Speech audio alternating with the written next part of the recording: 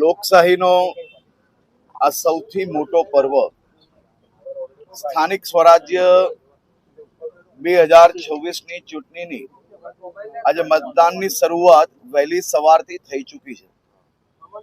રાજ્યભરના નાગરિકોનો આભાર માનવો પડે કે વહેલી સવારથી જ આ રાજ્યના હિતમાં, આ રાજ્યના વિકાસને વધુ ગતિ આપવા માટે વર્ષો વર્ષથી ચાલતી રાજ્યની જોડી, રાજ્યના નાગરિકો અને સૌ કાર્યકર્તાઓ એ આજે વહેલી સવારથી ફરી એકવાર આ જોડીને હજી વધુ મજબૂત બનાવવા માટે વહેલી સવારથી મતદાન કરી રહ્યા છે.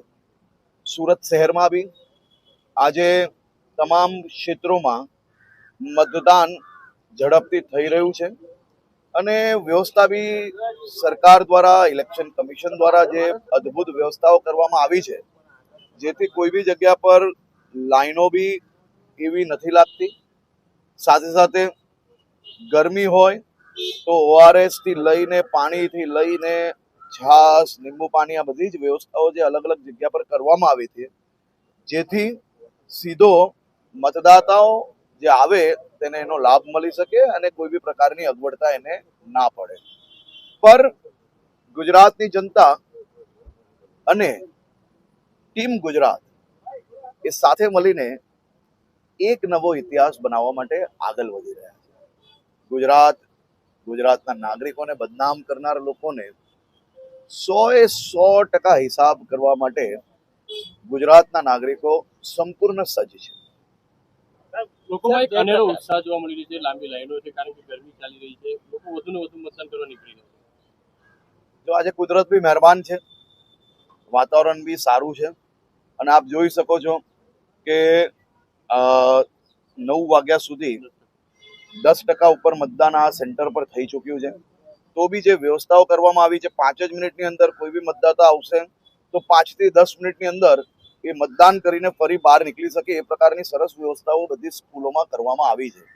એટલે મતદાતાએ જરા બી ચિંતા કરવાની જરૂર નથી કે ગરમીમાં કેટલું ઊભું રહેવું પડશે, શું થશે, એવી કોઈ પરિસ્થિતિ નથી. ખૂબ સારી પરિસ્થિતિ છે, ખૂબ સારી વ્યવસ્થા છે. આપે જોયું કે જે સિનિયર સિટીઝન મતદાન કરવા આવેલા હતા, મારી જોડે જોડે ગયા હતા, મારાથી પહેલા બહાર નીકળીને એ એમના ઘર તરફ વળી શક્યા.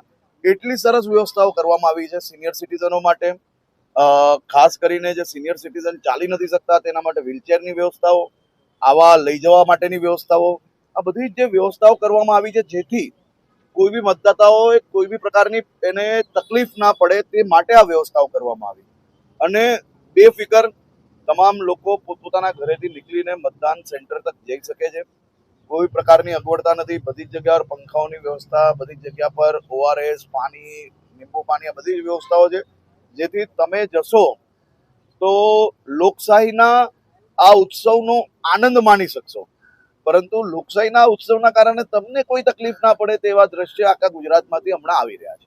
તમે જે અપીલ કરી હતી મતદારોને સાકાર થતી દેખાડી છે, પૂરેપૂરી ગુજરાતના નાગરિકોને અમે ગુજરાતના નાગરિકોના હિતમાં જ હંમેશા અમારો સહયોગ હોય અને આ રાજ્યના નાગરિકો એ ટીમ ગુજરાત છે.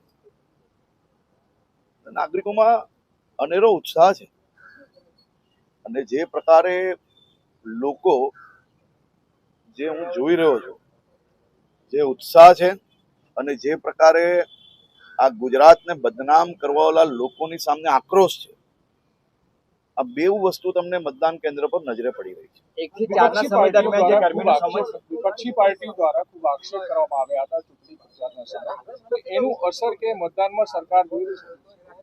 देखिए, आज के दिन मैं खास तौर पे बहुत राजकीय बात करना नहीं चाहता हूँ, लेकिन आप सबने